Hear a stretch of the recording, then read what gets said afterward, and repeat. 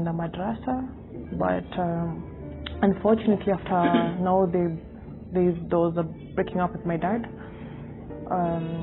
and also they passed away later. I was taken in by my aunt and uncle, whom they were Christians. So I ended up joining the Christianity. Yeah. Yeah.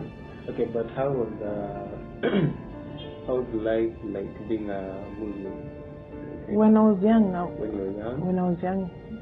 Well, when you're young, You don't know anything. you don't know. When you're grown up. Okay, so after I was taken in by my aunt and uncle, I stayed with them and I became Christian. They were Catholic, so they even took me for catechism, and I got baptized. And after a while, I decided to go back to my mom's religion. Yeah, because I couldn't find peace in Christianity at all. I had so much unforgiveness, the fact that my mom is gone, my dad is gone, and being an orphan and you're young, you never get enough of what people give you. You always feel there's a void in you. So I decided to go search for peace and maybe to fill that void from maybe Islamic. And I thought I could get that. But you didn't get it. Actually, the first time I went back to the mosque, I felt so much peace. There was so much peace. Not until later, like things started changing for me. I started getting rejection. There was so much negativity. My uncle used to be well off, so I never used to have financial crisis. Not until I left his place. After you left his place. Yeah. Okay. Life is a bit hard. It's very hard. Without someone supporting you, without a good job, it's actually very hard. For me, there's positivity in both sides. For me, Islamic is actually very good when it comes to dress code. I love it because there's that modesty. There's modesty. In Christianity, okay, also in Islamic there's love. They love one another. They do really care for other people. Even they give out stuff. Even during Eid, I think you've seen that. They offer food to other people. Yeah? In Christianity, there's everything that you need. And especially, let's not look at the dress code, but for me, like, for me, I think there's one thing that we have that the Islams are lacking. Just the name Jesus. I think it's everything that you need, because for me, for my conversion to happen, or the last one, I went back to Islamic, and until now, my cousin, the one I'm telling you that she, like, I could tell her my stuff. Yeah. So she called me for a retreat at Vincentian Prayer House. It's in Lavington. I was hesitating at first. I didn't want to go. So she was like, you can come, don't come with your abaya, just wear a dera and just not to like cause attention in church. So I decided to go, and there were preachings which were going on, and I remember after lunch, because they gave us bread and tea. After lunch, they asked us to call the name of Jesus. I'm like, yo. No. At first it didn't, but I don't remember how that name came out for me. And when I started calling, no, okay, yeah.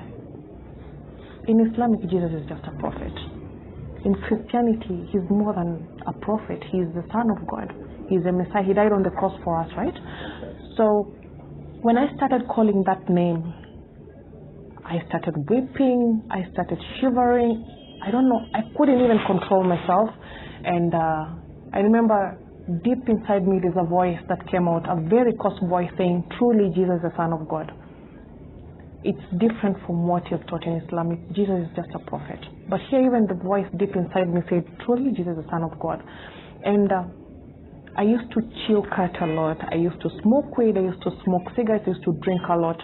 Since that day, it was on October 2018. those cravings, all of them, I never have those cravings anymore. It just ended that way, just calling the name of Jesus.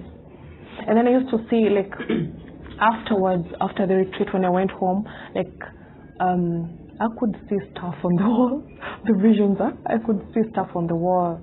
I experienced love. Do you know what love? Not this kind of love like men tell women. No.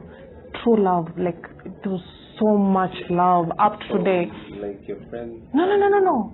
From, I don't even know where that love came from. But not from, yeah, there was so much love. After calling the name of Jesus, there was so much love, so much acceptance. Like, I would want more of that, which it faded away after a while. Okay, because initially when your mom died, I didn't have the motherly love, I didn't have the fatherly love, there was rejection. But now there's that love I got, and I believe it's from Jesus. So it was so amazing. Up to today, still want to have the same love. Like the first time. So that was like the first experience in the church? No, not the first experience nilienda church, because you remember after my uncle took me in, walinipeleka church. But now when I'm a grown up and after experiencing now who Jesus is, it's totally different. Totally different. Yeah. That's your first time to go to church now? See, man, you're being taken there by your aunt. You don't even care. You don't care. There's no relationship. Actually, you know, for we Christians, most of us, there's no relationship between us and God. You go there because you have to go on Sunday, you have to go to church.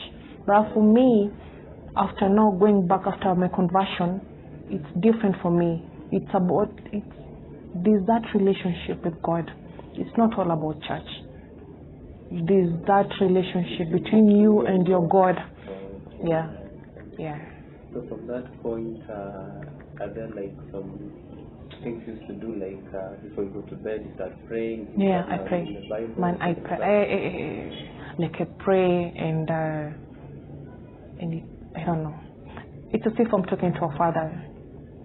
I feel I'm no longer I'm no longer what do you call them again? I don't think he fills the void in me. I know I have a father, that's him. I know I have a mother, that's him. So whenever I lack something, I always call unto him, because I have no one else to tell to. People get tired. Human beings, we get tired, you know. So I prefer talking to him.